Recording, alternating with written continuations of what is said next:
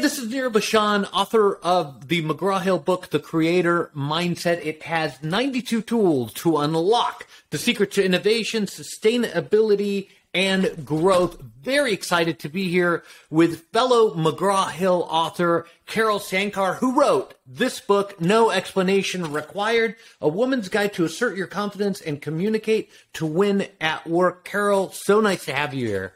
So nice to be here. Thanks so much for inviting me.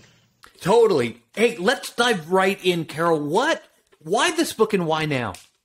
I think we've had a lot of discussions around, what it takes to equalize the workplace. So we've done women get paid blank amount of dollars on a man's dollar. We've had too much of this. Women are getting excluded, the whole 9 yards. And as a woman, I kind of have an idea somewhat from, just birth of what it takes to really get to the next level. So I knew that, we have had enough talks about, asking for the money, thinking about the money. Now I knew that it was time for me to discuss what it took for me to get in.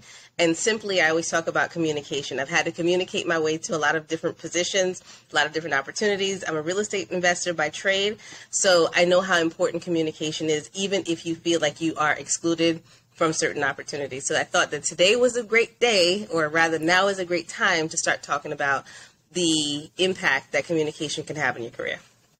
I think that is incredibly important, especially now with everything going on in the world, to focus on the quality and the ability to communicate. And the one thing I got out of your book, and I got it last night, and I read about half of it, so I didn't get through it all, but I will finish, is how it works for both genders. There's a lot of this stuff in here works for me as well as it would work for a woman. Tell us more about activating your alter ego. I love that part. So I have this thing where I am so like an introvert at home. You won't even recognize me if I'm at home. So I have on fluffy socks, a big robe, maybe a turban on my head. That's just who I am at home.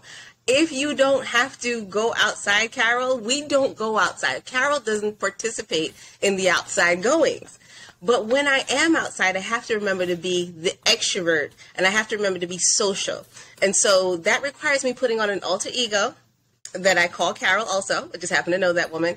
And I have to assert myself a different way, because at home, I can be completely invisible. But when I'm in the world, when I leave the doors, I have to know I got to turn on the alter ego, turn up the extrovert, and just start networking and socializing, because there is something about silence that really helps women to become invisible. So I know that I got to put my fluffy socks at home and turn on my extrovert and go out there and network. And that is really where my alter ego comes from.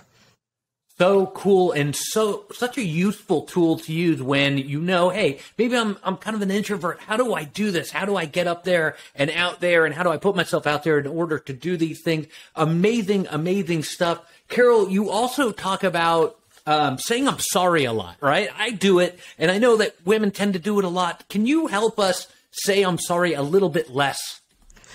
I hold myself accountable just like I think I hold everybody else accountable, men and women alike. I always ask, what are you apologizing for? You came into a room. I invited you here. What are you apologizing for opening the door? You came into the car. I opened the door. What are you apologizing for coming in the car for? So I have to always remind people, please stop apologizing for things you're supposed to be a part of.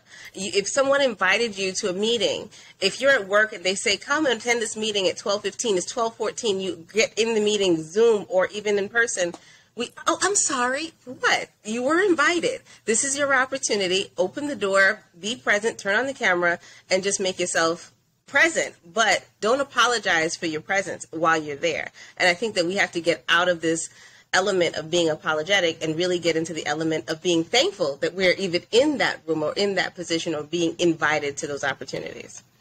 I think the shift of from apology to gratefulness is incredibly important and is incredibly valuable at work today. Carol, one last question about creativity, something near and dear to my heart. How did this book make people more creative?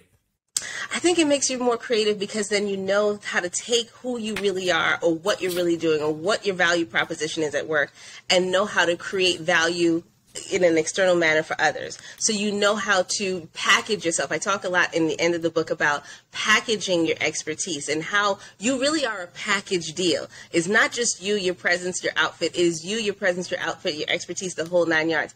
All of that has to be packaged, and all of that is part of your creativity. So it's important for you to really learn that you are a package deal. Everything that comes with you belongs to you, and you have to be able to sell it into the market at work, in your business, in life, in your creative adventures. Everything that you do, you have to be able to communicate that into society, so to speak.